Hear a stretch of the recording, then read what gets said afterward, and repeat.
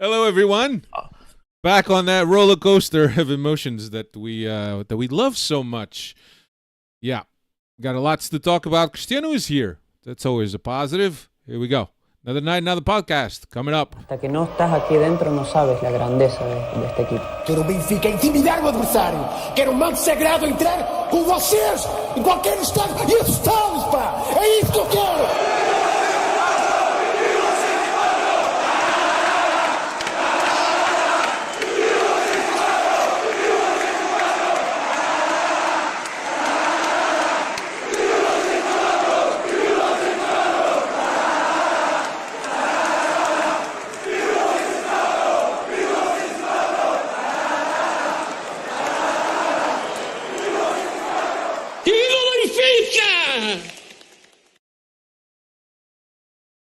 What's going on, everybody? Welcome to another edition of the Talking to the Law Benfica podcast. My name is Alfredo Fumacic, with you as always every week, bringing you another edition of the Benfica podcast, episode 549. We're almost up to 550, a nice round number, testament of our persistence, of our dedication to this club, of our blood, sweat, and tears for this club.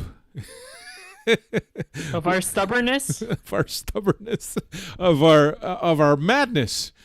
How do we put up with shit like this, Dave? That's what I want to know. You heard him, the man from up north, Dave De Oliveira. What's happening? what's going on? Alfredo, Chris, great to have you back. We missed you these last couple of weeks, and it's always funny when Benfica's on a high. The Freddy's pointed this out. When Benfica's on a high, Chris isn't nowhere to be found, and then Benfica's on crisis, Chris slides back in. But this we wouldn't have it any other way because Chris is of the man of the truth, and he only speaks the truth. So we have him here for a good night for a podcast night. And ladies and gentlemen, Cristiano Oliveira, he's back. If I have the clapping sound effect, I would put it on. Let me see. Jesus, guys, I was gone for a week. You guys make it seem like I was gone for half a season. okay. Simmer down there. Simmer down. Não é!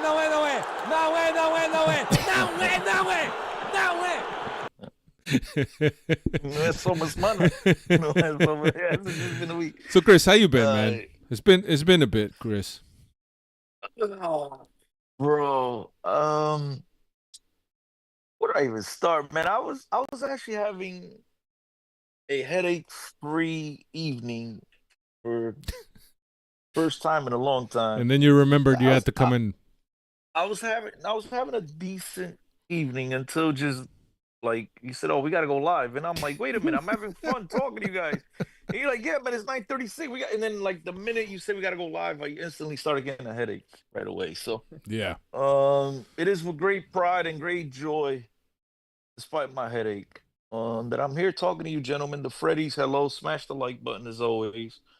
And just to add to your initial comments here and Dave's regarding our stubbornness, our madness. I mean, we are, I guess the best definition is, and I've used this I think once or twice before, guys, so excuse me if I'm being repetitive, but we are insane.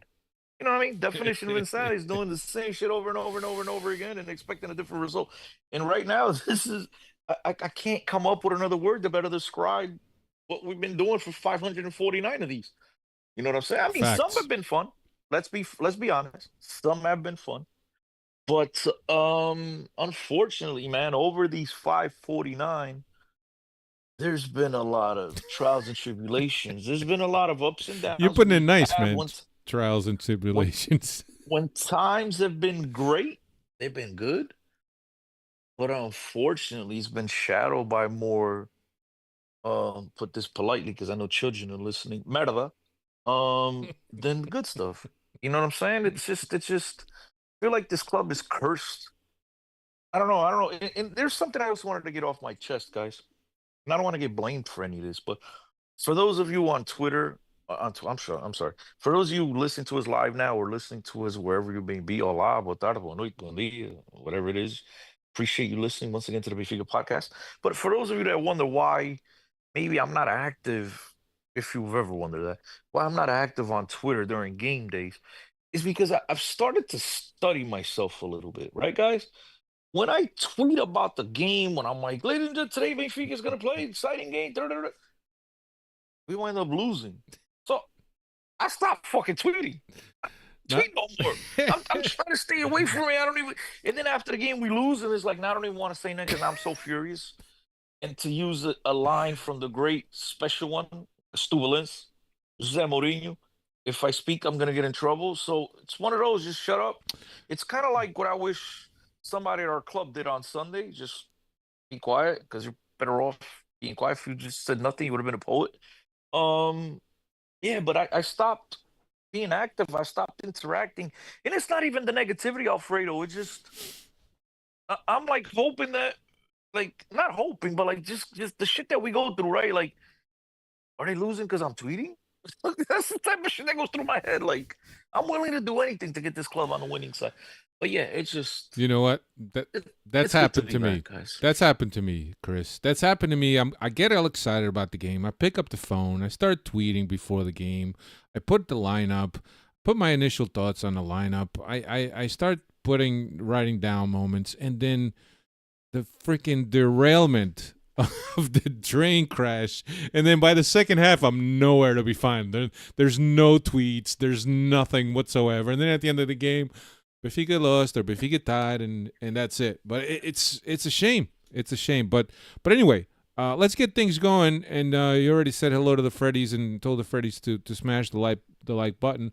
I want to mention some of them that are already here: Kevin Martins, Mike Madeira, Vamos Embora, Logan Muniz, Jason Gaidola, Diogo Reis, Josh Almeida, Manuel da Cunha, Manny Valadão, Neil Fernandes, Josh Almeida. I already said Josh Almeida, Cesar da Silva, and Neil Fernandes. Again, welcome, Freddies. Welcome to our show. We're gonna try to keep it positive. I don't know if that's possible or not, but certainly lots to talk about in terms of the club. Casa Pia recap is what we're gonna start with. The game that started all this nonsense. Then we're going to spend a little bit of time of talking about Lage, the whole thing that happened with Lage. Chris, I know that Chris has an opinion. I have an opinion. I'm sure Dave has an opinion about it also. And we'll look ahead to Benfica's last game of the group stages, Juventus, which comes up tomorrow, and also Estrela da Amadora, which is this weekend, Sunday.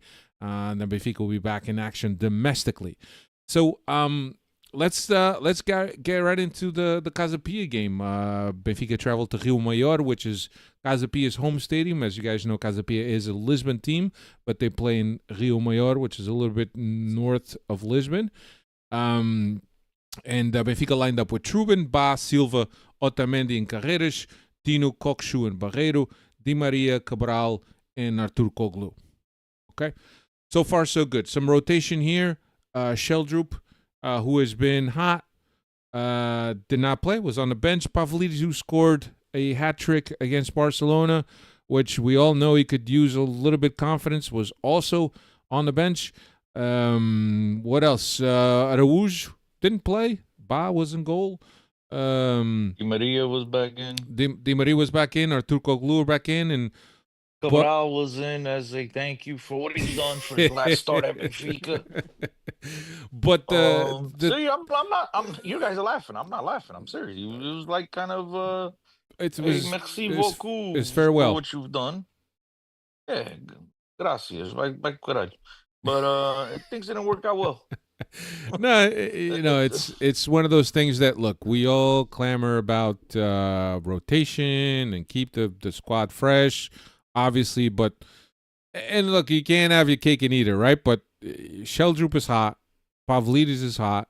Obviously, we don't know in what kind of condition they are. The physio staff monitors that. We don't know, but certainly, if they were able to come in the last 30 minutes of the game, I'm sure they could have given 45, maybe 50 minutes, maybe 60 minutes, where they could have put the Benfica in a better spot. But certainly don't really understand. The other thing is that Carreras can't play against Juventus, so why not give some time to Best? And I know that Best is on the way out, and maybe that's why, but he was on the bench. He was on the bench ready to play. But And he didn't come in even while No. Carreras was struggling there at the end. Look, man, here's the thing. And I'm gonna jump in real quick Voila. because then I want to be quiet. I want Dave to You've talk. you got a This lot this of tipped is this antennas, is a Chris. touchy. It's a little touchy subject, and I'm in no way defending the coach by any stretch of the imagination. But I've had this conversation with Hugo. You and I were arguing over this shit all day Saturday, and I got on his case, and I guess I'll get on some of Freddie's cases now, in your case to a certain extent, if you are arguing that. Like, we've been sitting here clamoring for the last 2 years that Roger Schmidt doesn't rotate, that what's his name? Bruno Lage doesn't rotate. And now we finally rotate and everybody's all upset about it. If it worked out, we'd all be like, what a genius. You know what I mean? Look, that's football. You know what I mean? That's baseball, Susan. That's just the way things go sometimes. And look, we weren't particularly happy with the way the teams played, but at some point, guys, I've been reiterating this podcast after podcast, man. The onus has to be put on the players, right? The responsibility has to be put on the players. The team came out, looked decent enough to come Yeah. up, and get the 1-goal lead. They're winning 1-0, and then they decide to take a nap. Was that on the coach? And I'm not defending the coach, guys, because look, at the end of the day, you could all sit and point fingers what you got to do. But is that on the coach? Is it on the coach that what's his name? I'm drawing blanks. Antonio Silva decides to make a stupid, lackadaisical pass, and the ball gets intercepted, and the ball winds up in the back of the net. That's on the coach. Is it on the coach that Trubin against Barcelona, which I've never seen that? The dude hit Rafinha, who's just standing there like a fucking statue, in the face, outside the box, and the ball. I mean, guys, we're just cursed. Benfica must have done some grimy shit back in the six. I don't know what they've done. They sold their soul to the freaking devil back in the days, and now we're just here paying for it because things happen to this club at times and moments that we never. It's like I just don't comprehend, and we want to sit here and point the finger at everybody, and sometimes we just have to look at the players, look at what's out there, and say, guys, I mean, look, even though me personally, you guys have heard me go off various points and then various times here on the podcast in terms of the players are all, in my opinion, they're just a bunch of subpar players, mediocre players that everybody puts on a pedestal, right? But even a mediocre player should know that if you're going to make a pass into the middle, right, pick up your head, make sure if you're going to make it a firm pass, don't just make a lackadaisical pass. You know what I mean? It's just, It's so frustrating, man. It's so frustrating because we want rotation and then we get it and it doesn't pan out and then we shouldn't have gotten rotation. This club is just in a clusterfuck right now, and just anything you do, if they didn't rotate, they were still gonna lose that game, guys. It's just the way things are going. Yep. And then we'd be all sitting here. They didn't rotate. You know what I mean? It's just like it's just we can't win. We can't fucking no, win. like I said, I don't understand what's going on. We can't have our cake and eat it too. So I mean, rotation is rotation, right? But the thing is that Benfica actually played a good 30 minutes. Then they just went to sleep. Just nowhere to be found. And then You know what they ahead, did? They Dave. put it in cruise control, and they already were thinking about I don't know. the Juventus game on But Dave, tomorrow. But I think you had mentioned that this could have been a freaking trap game. a trap game, and look what happened. Exactly what happened. But like you said, everything that we call for when we play these teams, especially away, is you want to get that early goal first, and then kind of open them up, and then start playing your game. We got the early goal at this game, and the team literally just went into cruise control, and like Chris said, just relaxed to a fault. And it showed there on the Antonio Silva goal, but even before that, there was more players that were just very, very lackadaisical, and it was just a poor performance after that first goal, because like I said, I really believe that they were thinking about the next game and not trying to. Dave, real quick, Dave, real quick. Not to correct you, but you are right. But at the same time, it's like, David, the problem is it's not just this game. You understand what I'm saying? Yep. We score a goal. This is not a now thing. This is a thing that's been trending all season, right? We have those games that we either score 4 or 5 goals, or we have the game where we score one and then we take off the rest of the game. So this is not a Casapia thing on Saturday. You get what I'm saying? That's why I Yeah, interrupt. Like this is something that's happened multiple times here throughout the season, and we don't keep the freaking foot on the pedal. agreed. And And, and and, it and and it has bitten us. It Yeah. bit us this past week against Casapia. It's bit us against AFS, if I'm not mistaken. It's bitten us against these smaller teams way too many times this season too. And you're right, Chris. It has happened more than just Yeah. Casapia. No, and then then the lackadaisical and whatever you could call that effort came into play. Casapia scored in the 32nd minute. Then we weren't able to get back. But those 30 initial minutes were decent. Were decent. Then in the 60th, into the locker room, 60th minute, 2-1. Again, just too passive on defense, too passive everywhere. 69th minute. my Go ahead, Chris. criticism, again, as I said, I'm not going to kill the coach for rotation, right? Because again, we've all climbed for it at some point over the last couple of seasons. But my thing, if I had to knock the coach on something when it comes to this game, it's clearly, it goes into halftime. The team was dead and doesn't make any moves. We come out of halftime, we're still Yep. looking like half asleep. Yep. They go up 2-1, and now we're down 2-1. We need these crucial points. The team's still sleepwalking, and to my freaking surprise, I'm sitting there like, am I watching this? Am I going crazy here, guys? Like, I actually turn on because as you know, Fred, I got two TVs. So I turn on the other TV to make sure I was watching the same shit on both TVs. I'm like, am I going crazy here? Right? Like, is this my TV? Like, the opposition is up 2-1, and they're making changes before we do. Yeah. Yeah. And that's my crit. It's like, what took so long, man? Why? Like, this shit hasn't been working since the 14th minute, right? It went to sleep. It worked until the 14th minute. After that, total paralysis. The team just went to freaking sleep. Yeah. And it takes you to see the other team going up 2-1, other teams making moves, refreshing the squad, doing what he's got to do.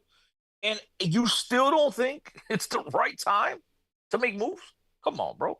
What are you watching here? I mean, how do you, and I know, Cristiano, that there's a lot of blame that goes on a player, but also as a coach, you gotta be able to make some moves to change some things up. I mean, if you saw the last 15, 20 minutes of the first half, and you saw how the team was, and you saw clearly the momentum swinging towards Casapia and Casapia getting a lot more comfortable on the field, how do you not make those changes right off the jump in the second half? You waited until the 69th minute after we were already 2-1 down to bring in Sheldrup and Pavlidis, which should have been in the game to start with, and then in the 81st They should minute, have been in. They should have been in at 46th minute.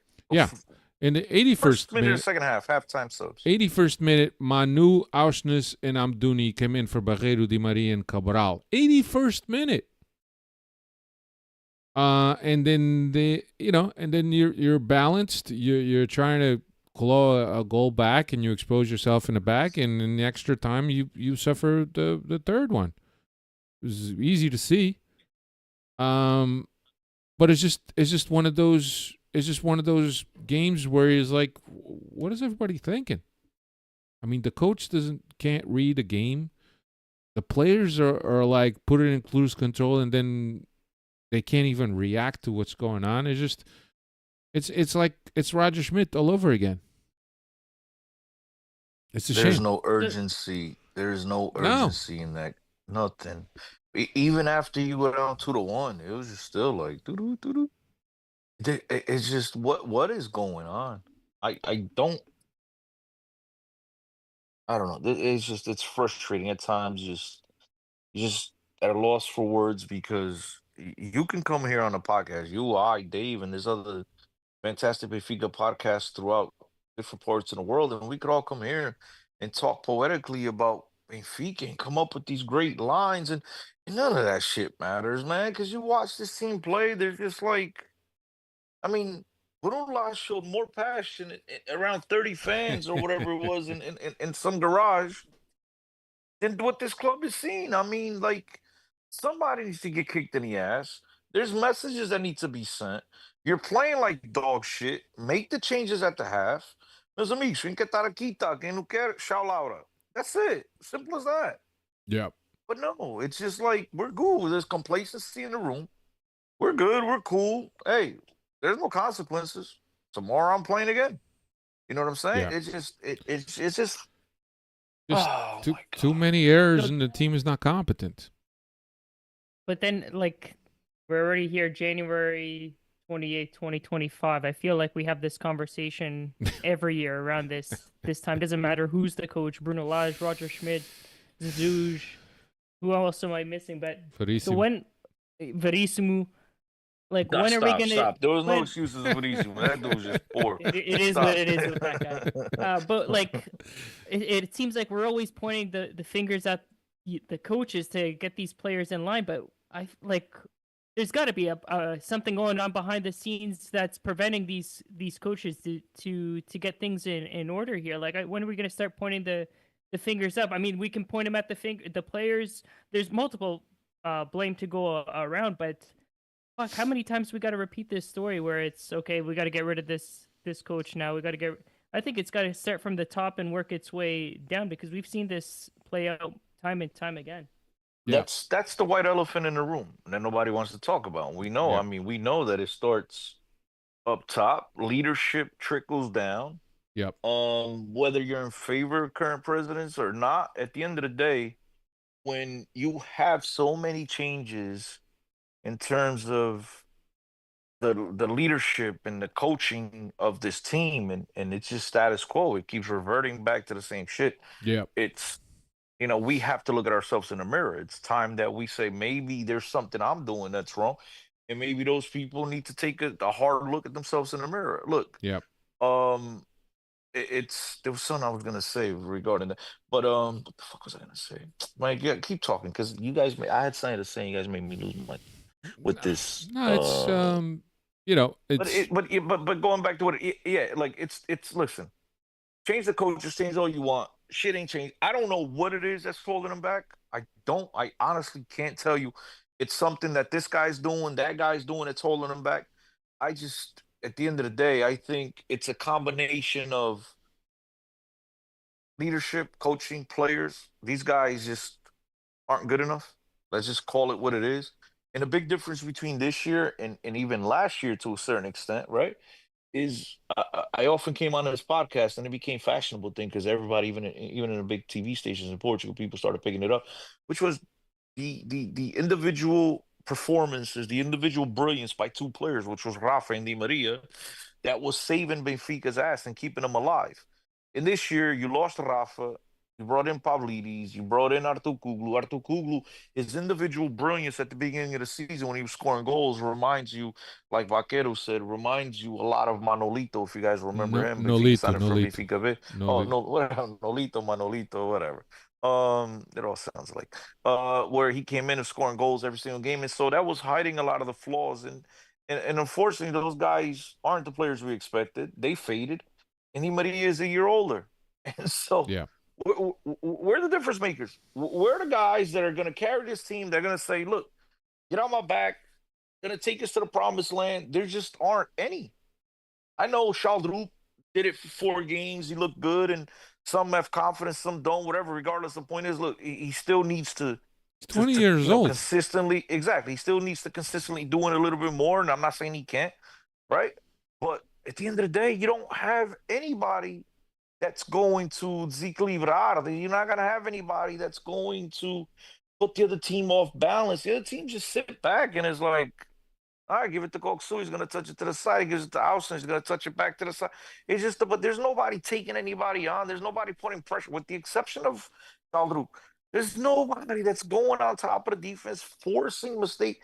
It's dead football. There's not enough talent on the field. I'm very anxious to see what we get out of this kid Manu, right? Manu Silva. Looks like he's a player. But again, playing at Guimarães, playing at Benfica is two different things. Pavlidis looked wonderful last year at PSV or Fire or wherever. He was at scoring 20 20+ goals, and now he looks like the guy can't hit the barn. You know what I mean? So, um, yeah, man, Benfica is just lacking quality players, guys that can make a difference. Alfredo, you and I often talk off air about Monkus and this and that. I always tell you, like, I'm always going to take a player that knows how to make a difference on his own if he has to. And Benfica just doesn't have any of these guys right now. Yep. And so we're not going to get these results, Yeah. unfortunately. Now, But let's we'll move it along. Let's move it along to the topic that everybody wants to hear us give our take. So after the game, Bruno Lage frustrated, getting into the bus, dressed a couple fans, asked the fans for help in not such a nicer way. But anyway, it's raw language. It's whatever. Pediu ajuda. Asked the fans to help him that he could turn it around. All fine and dandy. Then the next day, as it turns out, an audio emerged, about a minute and a half audio that was recorded inside the garage of Stadio Lage. So the bus made its way, arrived at Stadio Lage. At Stadio Lage, there were some fans there. I don't know if there were no name boards. I don't know if they were the Vermelhos. I don't know what they were, but same discourse by Lage with a little bit more detail. A minute and a half of audio, but there was a 30-minute conversation according to what he said on his presser. And in this audio, he pointed out, again, asked for help, but he pointed out that it's very hard to substitute players who Benfica paid 20 million for, take them out of the game Benfica played 20 million for, because all that's going to do is it's going to devalue those players. Then Benfica is not going to be able to sell them, not going to be able to get players that are just as good or better. He also mentioned that allowing a lot of goals on net ball situations, that players don't jump. A couple other things, but there was a couple things that he mentioned that he kind of he threw the team under the bus. And to me, I didn't hear all of the audio, but it certainly, there's questions on whether or not Lage knew he was being recorded. Certainly, I don't think he was being recorded. I don't think he would have done that on purpose. But certainly, there's a lot of things that question what if he's on a player side or if he's trying to kind of suck up to the fans and help and to ask for the fans' help to allow him to turn around. I don't know. I really don't know. The next day, so after the audio came out in the morning. The next day, Benfica called up a press conference. I guess, and everybody knew that it was to explain the audio at the Seychelles.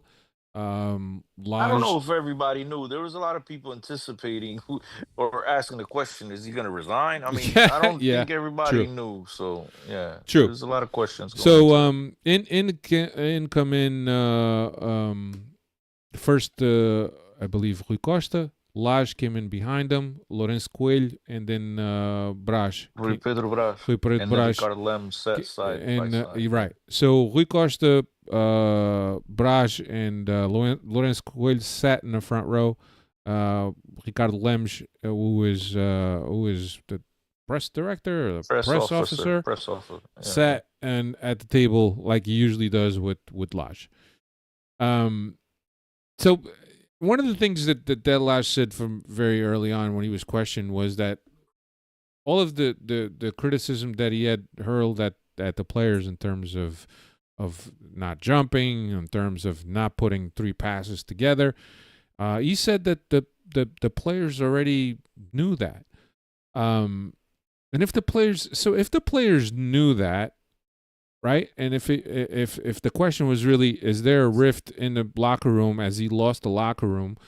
Why was there a need for a conference? Why was there a need for a presser to justify the audio? If you're at peace with your players, why did you need to come out? The other thing that I'm thinking, and I heard, I can't, this wasn't my idea, but I got this off of Benfica Independent, is that if Rui Costa and Rio Maior had come out and said and spoke to the media, said they, everything is we're keeping our heads up. We're still in Champions League. We're still in the championship. We're still in the Portuguese Cup. I have full confidence in this coach, and we're gonna just keep working, and that's it, and whatnot. I don't think any of this would have happened if Rui Costa had stepped up as a leader. Alfred. Mas espera aí. Look, with all due respect to you and the boys who do a wonderful job, Benfica Independent, if you guys don't follow, you should. They put out tremendous content for real fans and stuff like that. They're just, regardless of what side of the aisle you're on, you could always go to Benfica Independent and find something for your liking. But with all due respect, is what I was saying, man. I mean, what the fuck? Whether it's Benfica or Costa, I don't care. Florentino Perez, I don't. So every time the team loses, we gotta have a press conference. I mean, every time the team loses, the president has to put out a. Não, but os ânimos estavam exaltados, Chris. I get it. I know. I understand. But like, Benfica lost, against Barca. I didn't see anybody. But to me, it's just like it's real simple to say that. Oh, the president. But come on, bro. He's not gonna come out. And again, granted, he hasn't spoken in a while. But he's not gonna come out after every loss. But we've seen Pinto Costa. We've seen Pinto Costa come out and speak to the media when there's not after every game. Let's not forget. Pinto Costa seldomly lost at Porto because of the corruption. So he didn't have a lot of these cold streaks. But when was the last time you saw Rui Costa speak to the media after the game? I agree with you. I just said he hasn't spoken in a while. But that being said, me personally, and again, I'm speaking from a personal standpoint, right? Everybody is entitled to their own opinion and respect everybody's opinion. But I could also have mine. And mine is that, bro, I don't expect the president, and this is not to defend Rui Costa by any stretch. I don't care who it is. I mean, we could be talking about Man United. I don't care what club, right? To expect the president to come out after every freaking loss and explain the situation is also ludicrous, in my opinion. That's just me. You know what I mean? They lost the game. And so, like, if they lose tomorrow to Juve, is he supposed to come out again and say, well... No, but Chris, I think that at some point you kind of have to, as the leader of the team, and understanding the shady, poor performance that the team had, understanding that he stormed out of the VIP section the way he did. How many times has he done that? Alfredo? I don't know how many times, but it was clearly visible. He does. Hey, Dave, correct me if I'm wrong. He does it practically every time Benfica loses. He storms out. But the thing is, as a leader and understanding this is a delicate moment, why not protect the coach? Because real quick, Dave, last point, I'm gonna be quiet because again, I'm gonna use that famous line. If I talk, I'm gonna get in trouble. But guys, like Diogo mentioned here, I'm trying to find the whatever. Basically, Diogo said about the fans that they didn't behave well because they leaked. Guys, and this goes for you too, Alfredo. If you think that was a fan that leaked that, I got a bridge to sell you. And the last point I'll make is this, guys. And I'm gonna tap out on this, right? I'm gonna let you guys talk. Go and listen to Alfredo. Help me out. The podcast with Cabral. What's that podcast? With Luis, whatever, the guy from CNN. Go and listen to that podcast with the dude Luis Villar, I think, right? That's his name. He was on a podcast. Mm-hmm. Go listen to that podcast. Listen, guys, pay attention to me. Cabral. Do yourselves a favor. The dude that puts out the videos. I don't think it's Cabral. Yeah, it is. Cabral. No. No, help us out, chat. The dude that puts out the inspirational videos for Benfica. He does Mata podcast. Cabral, not Artur Cabral. I was going to say Artur Cabral. No, but it's Cabral. It's Cabral. No, it's not. Guilherme Cabral. It's not. I think it's Guilherme Cabral. Yeah, it is. No é Guilherme Cabral, I don't think. Somebody has to know in the chat. Cabral? Guilherme Cabral, I think that's his name. But go listen to that podcast where I think his name is Luis Villar, the guy from CNN. Yeah. And I know some Benfiquistas have a hard time stomaching the guy. I get it. And he's a Benfiquista. Go listen to that podcast where he explains a whole bunch of shit. Just sit there and listen. Don't talk to nobody else. Don't eat popcorn because the ear, the noise in your ears might throw you. Just sit there, sign, and listen Yeah. to that like you're in church. Yeah. And that's going to explain a lot. If you guys think, and again, this is the last thing I'm going to say, that was leaked by some fans, Yeah. you need to go listen to that Yeah. podcast. And It- I'll be Yeah, quiet. go listen. It podcast is Mata Mata is by Guillermo. I don't know if it's Okay, Guillermo that's what it's called. Cabral, It is Guilherme Cabral, bro. I'm telling you, it's but it's the Guilherme dude Cabral. that does the inspirational videos, whatever. But the thing is that what Vilar explains is that there's a lot of forces behind the scenes working, manipulating things, for things to go a certain way. I mean, there's even a theory that some people in the structure are hanging out Rui Costa to dry. They're leaving him out Cabral, there. what's the Vilar practically said? I'm not saying no names here, but Vilar practically gave you the whole game plan of if you wanted to burn a coach, that's what I'm saying. Go listen. He tells you step by step on how to burn a coach. And then look at that and do your comparisons. That's all I'll say. Yeah, I'm actually trying to find the. It's Guilherme Cabral, bro. Everybody's saying. I'm pretty sure it's Guilherme. It's Guilherme. I don't know, but Mata Mata. That's the name of the podcast. It's the only one I've ever listened to. Yeah, By I'm the way, trying I'm to not. find. Yeah, but I'm trying to find the link so I could post it on here so you guys see what we're yeah, talking about. Aussie Benfica is asking. Didn't Rui say he's answering questions after the game? Yeah, he did say after the game he'll be answering some questions. I don't know what's gonna come of it. You know what I mean? Hopefully, it's a good press conference after a victory. But we'll see what happens, man. We listen. At the end of the day, guys, let's not forget. I think we all want the same thing, which is Benfica to win. That's the most important thing. Yeah, that's. I just posted on the chat the link for the podcast. So look through that. I think it was like it's a couple months back. It's just look for Luis Vilar. Luis Vilar. It's one of and again, I'm not sitting here being arrogant or anything like that. I like to think that I know a little bit about soccer, and it's a podcast that knowing a lot of things you was talking about, but I've always thought maybe it's just me and my own sick head, right? But no, it was a lot of he said a lot of things that were eye opening to me at least. I don't know. Some of you guys will listen to me like, ah man, we knew this, and some guys will be totally new, but to me it was like shit. Now a lot of things make sense because he gives you the playbook. He gives you Yeah. the handout, the He playbook. does. He gives So you a little bit of yeah. the insight. And I remember recommending it to Hugo, and Hugo's like, "Oh, yeah." I'm trying to. He hasn't listened. He still hasn't listened to it. No, he heard it. He heard it. No, you wouldn't. No, he heard clips. He hasn't listened. He hasn't listened to the whole thing. I was talking to him about it just this weekend. He hasn't listened to the whole thing. Dave, you should listen to it too if you Oh, have. here you go. I got it. It's very informative. I'm gonna post it. I'm gonna post a link to the actual episode. By the way, I tried to get Guilherme Cabral on our pod a while back, but he never replied to Yeah, me. So I if you remember guys know one time Guilherme- I was in Alkshit and just cross paths with him because I think he lives. Oh, around you there. did? Yeah. I didn't know that. Okay. Yeah, but that's Thanks. the link I just posted is the link to the actual episode, and he gives Guilherme Cabral. Yeah, he gives you an insight in terms of the background of what happens, and he also talks a bit about Benfica's structure and some of the inner workings, if you will, of that. But anyway, so. My whole thing is that I don't know if Benfica needed to call this presser, to be honest with you.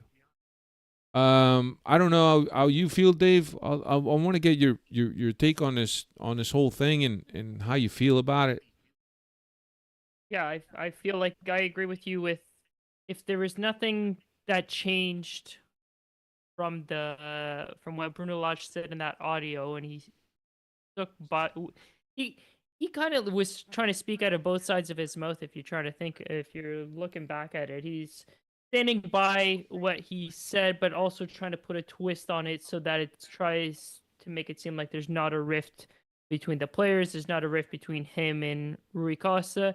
I have no problem with Rui Costa not having a presser or not being available for the media right after the game, but I do believe that he should have been up there with Bruno Lage at that presser if they were going to have this presser to address the leaked audio clip. Then I felt that he should have been up there to face some of the questions as well. Not to face, but it's a sign that I'm standing by my coach. I'm backing up my coach. And Red Baron. Not that means anything. Usually, no, but I know. The and then that's the kiss of death. the following day, right? And Red Baron brings up something that I forgot to mention, but I did notice that.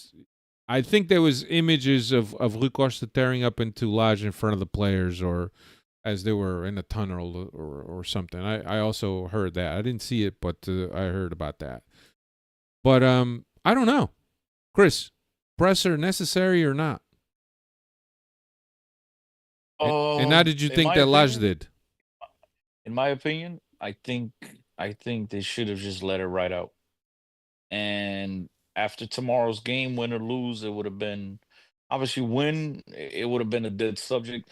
Lose, you're gonna have to. There'd be more questions. But I think, as we've seen in other instances, and just Benfica related stuff. I'm not even gonna get into Portuguese football, but Benfica related stuff.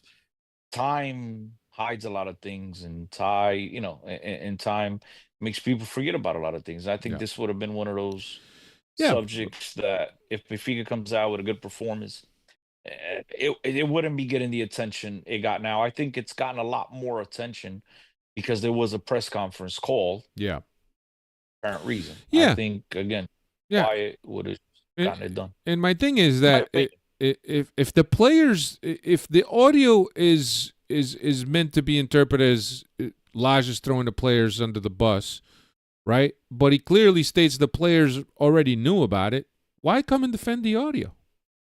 If the players already know, and if this is spoken about in the locker room, and if he tears into the players that, you guys don't jump, you can't get 3 passes, you can't string 3 passes together, why come out and defend it? Why? But he didn't. Hold on, but he didn't defend it. That, like they came to explain it. Talked out of both sides. He didn't even explain. He gave you some. And again, let's. And there was something I wanted to touch on, and I forgot. Dave, I'm sorry, but when you first started talking about this, how he talked about players were worth 20 million, and you can't send them down and because they lose value. Which again, he's 1,000% correct. You've said this before in this podcast. Exactly. But he's but Dave, nobody listens to me. Nobody gives a fuck about me. But he's 1,000% correct. But he can't say that in that press conference. You can't say that publicly. At no point. Even if you try to justify yourself, by trying to justify your comments, you cannot say that publicly. Because now, right or wrong, the minute he doesn't take out a Koksu and Koksu's having a bad game, it may be just a technical decision, right? You're going to go back to the price tag, right? That's the first thing you're going to point at. And again, and I'm just trying to be kind here, right? Maybe it has nothing to do with that. Maybe just somebody else is injured and you got to get that guy off the field, right? And therefore, Koksu stays on the field. What's the first thing you're going to go to? Oh, the guys, well, don't ever, right? That's what's gonna happen. So there's no way you can say that in that conversation you had with the people. You could say that to you and I. You could say that to Rui Costa in the locker room. You could say that to the players, at the mall. I don't give a shit who you say that to. You can't say that behind a microphone at no point. You can't even justify it. Yeah, because people are gonna latch onto that. His justification was that that's just the world of football today. I think he didn't say that's not a Benfica specific thing. That I get it, but you can't say that. Or maybe he also wanted to control the narrative, right? Because if you leave it to Sam TV or other commentators, maybe they're spinning all kinds of stories out of a truncated audio from a 30-minute conversation that was a minute 30 that everybody heard. I don't know. But they're gonna spin it anyway, guys. We all heard what we heard. You get what I'm saying? Yeah, Red We all Baron. heard what every. And this press conference isn't going to change people's opinions because again, there was nothing of substance that he said to change people's minds of what people heard on Right. from that Nothing. 1 minute. And, Nothing that he mentioned changed anybody's mind or clarified anything. And No, I disagree. I disagree, guys. I disagree. When you say that he mentioned in the press conference, I disagree. I think, and I'm sorry to say this, I know Lage and I like Lage, but uh, I think people like them better for what they heard on the audio. Chris, Yeah, Zach if he would is have doubled saying down, that. yeah, After if the he would have press doubled conference. down, yeah. Zach is saying that. Chris, was it from you that I heard that o Lage já não é treinador do Benfica, he just doesn't know it? Was it you that said that to me today? Somebody said that to me today, and I just read Red Baron saying it. No said nada. I read that somewhere. I don't know if it was like a WhatsApp group, but Red Baron just mentioned Lage já não é treinador do Benfica e ainda não sabe. Unfortunately, I think he goes to the end of the season unless there's a rift in the locker room and the players can't fucking stand him. But I And then once again the inmates are running. But Dave, locker room. again, like you mentioned, and like a lot of people are mentioning, he kind of played a little bit to the fans by having that discourse of showing the frustration that us fans are showing. Take these fucking prima donnas out and put somebody else in. He bought himself some time. He bought himself some time with the fan base. He bought himself. There was no need for the press conference, guys. That press conference served one purpose. I know what it is. I won't tell you, but if you're smart, you'll read into it. That press conference served one purpose, and it's not for me to say here on the podcast. Yeah, I think that he kind of he established his position where he's at right now. So instead of cooking in a slow burn, maybe he just put himself in a different position where he bought more time with the fans. Who knows? But anyway, Benfica plays Juventus tomorrow. Champions League last game of the group stage of yeah, I guess it could be a group, right? League phase. It's a league phase, right? There you go. Thanks, Dave. And Benfica needs a tie to go through, but also with a loss and a combination of favorable results, Benfica could make it through into the next round. Right now, you got Man City, Dinamo Zagreb, and Shakhtar. Man City and Dinamo both have 8 points.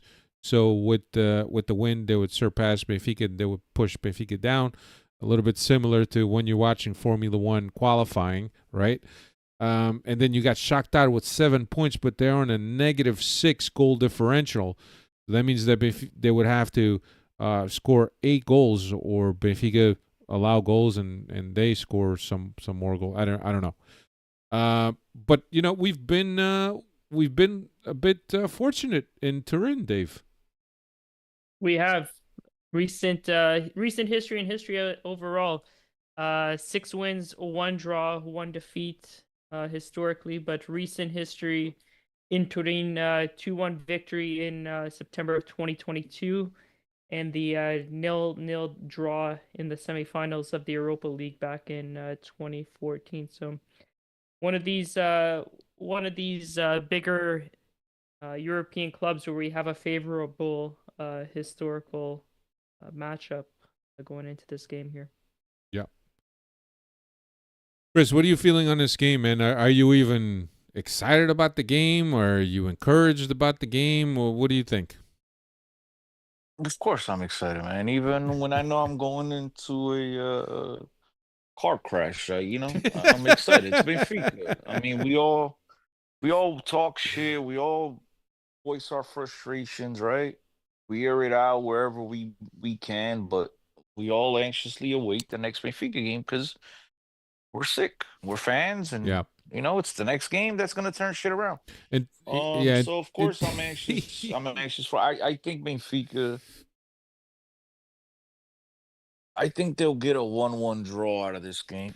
Yeah, and to be honest, it And wouldn't surprise me. It wouldn't surprise me that'll at all, be Chris. that'll be enough to get through to the next Yeah, round. it wouldn't surprise me at Think all that Lage puts on some kind of tactical masterclass. Because we've seen him do it before, right? I don't know.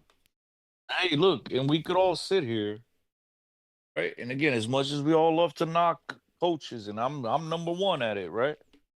Knock coaches when we need to, right? We all came on this podcast, if I recall, and we mocked and laughed and knocked Lage for going in with that lineup in Bayern Munich. But if Benfica do find themselves on the losing end tomorrow, losing a game and still going through, it'll be thanks to goal differential. So my man, magical, Yep. mastermind on his part, thinking ahead, and so that might just be the difference. But yeah, I do think tomorrow, Yeah.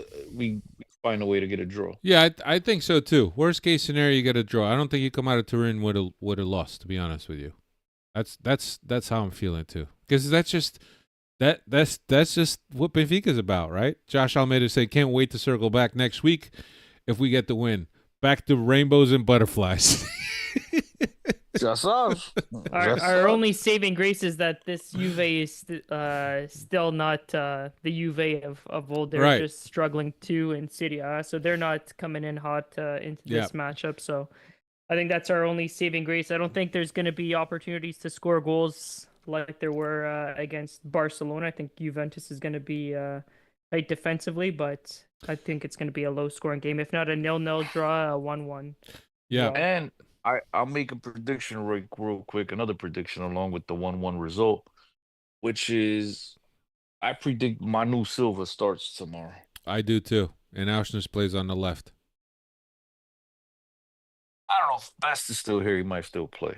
We'll see. But yeah, okay. If it's not him, it is Auschwitz. Yep. I'm with you on that one. Yeah. I can't possibly think that Tino and Barreiro are going to play at the same time. What? You think what? Tino and Barreiro. You think they're gonna play at the same time? I don't think they He are. says he can. Oh no. I think you'll see. I think you may. I don't know. I might see Tino tomorrow on the bench. You might see Barreiro, Manu, and Kosoku. Kosoku and Manu Kosoku. Bro, yeah. Diogo Reis says Manu is not registered. Yeah, I don't think he's registered for this phase. No. I think you got to re-register for next phase. I don't know. That's a good question. That's a good question. Shit. No, Dave, can you look that up? Is there a travel roster that Benfica published? He made the list, bro. He made the travel. He was a list, travel bro. roster. If he's on a travel roster, then he's Yeah. definitely playing. Yeah, confirm that, Dave. Unless I'm again, like I said, Benfica ladies may making me look at shit upside down. Maybe I misread, but Red Baron saying Manu can't play. If he can't play, he can play. He just can't. If he's not registered, he can't play. yeah, he can't be on the obviously. But he can. If the thing is that no, he can play because he's already played in Europe. I think that there was a question about that he can't play because that he's already played in Europe. But I don't think that's the case, Red Baron. But then again, man, you're sharp, dude. You're usually on your game. I'm not seeing him on this the squad list for this matchup tomorrow.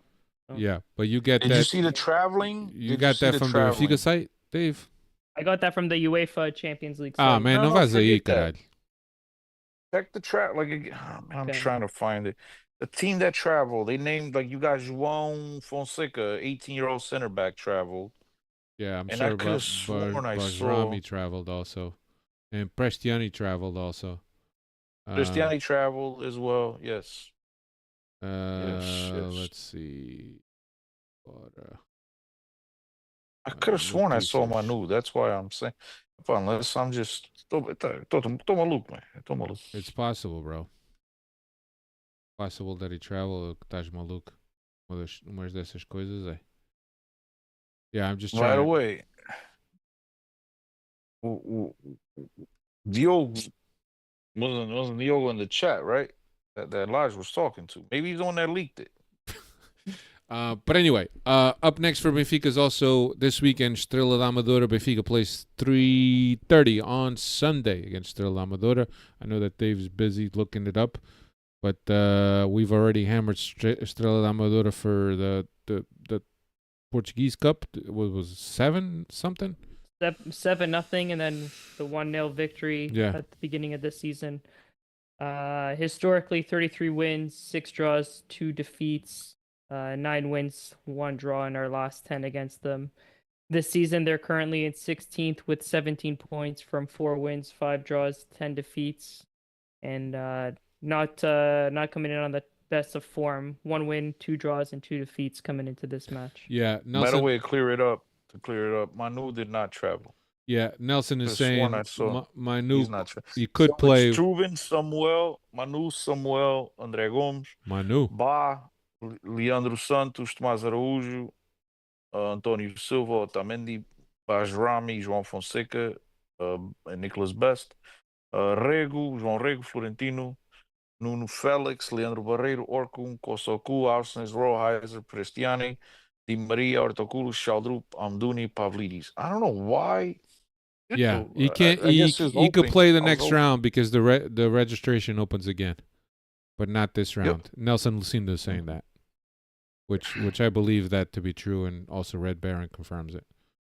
I think he could play if we go through. Yeah. But anyway, what else we got? I think that's enough, right? Good enough? Chris, you satisfied? Do you want to talk a little bit more? By the time our next podcast. What's that, Dave? Transfer market will be closed window. By the time. No activity by Benfica in terms of forward, and there's a good chance that Cabral is on the way to the United States of America.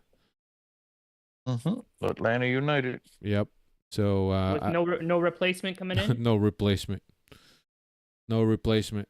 They're busy, Dave. They're busy looking for a coach. There's some rumors, guys. There's some Valentin Barco is a guy that could play the whole left flank, whether our defense or midfield.